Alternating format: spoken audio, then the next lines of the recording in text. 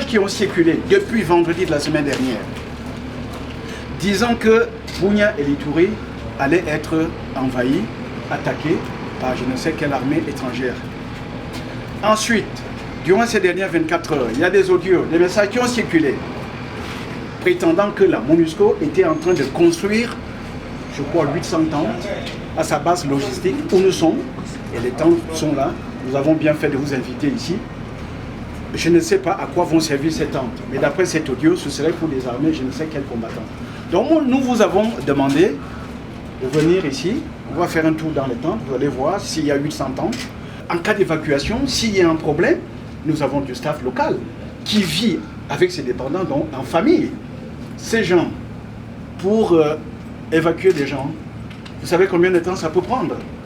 Donc il y a ce qu'on appelle un point de rassemblement. Nous en avons deux ici. L'un d'eux, c'est cette base logistique. Donc si un collègue congolais qui a ses 5-6 enfants et qui doit peut-être se faire évacuer vers je ne sais où, il se présente à la MONUSCO avec toute sa famille, où est-ce que la MONUSCO va garder momentanément son staff et sa famille? C'est pourquoi on a créé ces tentes qui sont là. Nous avons des matelas, il n'y a rien à cacher. Je vous ai dit, vous allez les visiter tout à l'heure. Donc, nous tenions à démentir catégoriquement ces informations qui prétendent que la MONUSCO va désarmer. Je n'ose même pas citer les FARDC, ce n'est pas son rôle. Ou que la MONUSCO va recevoir je ne sais quel combattant, ou qu'on a conçu des tentes pour héberger autre personne que le staff de la MONUSCO et ses dépendants. Je voudrais que cela soit clair. Ils sont dans des installations militaires des forces armées de la République démocratique du Congo. Et leur entrée a été accompagnée par nos hommes. C'est-à-dire, il y a eu le commandant 32e région militaire, le général Tambouka Yobin, il y a eu également le commandant secteur opérationnel d'Ituri, le général-major Niembo Abdallah et les conseillers du cabinet du gouverneur. Ils ont amené des Bogor jusqu'ici et jusque là où ils se sont installés. De la même manière, moi-même j'étais à Boga. Cette question me pousse à dire que tout ce qui s'était dit que l'armée UPDF viendra attaquer les forces armées. Il n'y a aucun accord dans ce sens. Mais la présence des militaires UPDF ici s'inscrit dans un cadre purement opérationnel, des opérations conjointes entre FARDC et l'UPDF. Cet accord a été signé depuis 2021 au mois de novembre à Bunia pour se redéployer. Ça sera dans le même cadre, mais cette fois-ci avec le rayon d'action le plus vaste. En tenant compte de menaces actuelles et du contexte actuel. Et toutes ces menaces sont internes et externes.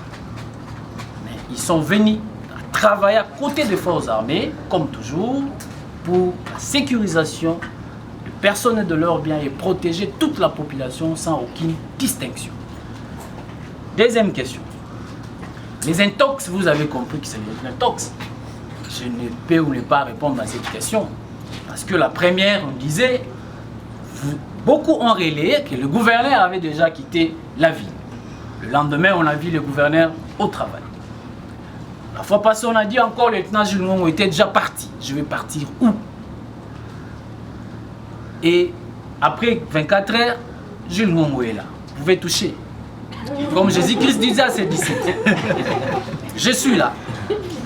Tout ça, ce sont des intox. Il faut connaître l'objectif de l'intox.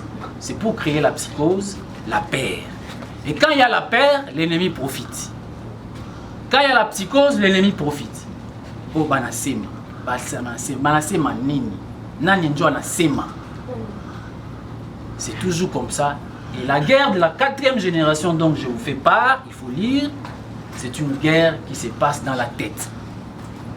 On veut gagner déjà cette guerre dans la tête des Ituriens. Et l'effondrement, ils veulent bien fondre la pensée iturienne, la force iturienne qui est dans l'unité, à faire quoi? À nous diviser pour que l'ennemi trouve le chemin à suivre. Donc soyez assurés, moi je ne peux pas contrôler le mouvement de tous les militaires. comment contrôler les mouvements de tous les militaires. Et j'ai dit que nous sommes là.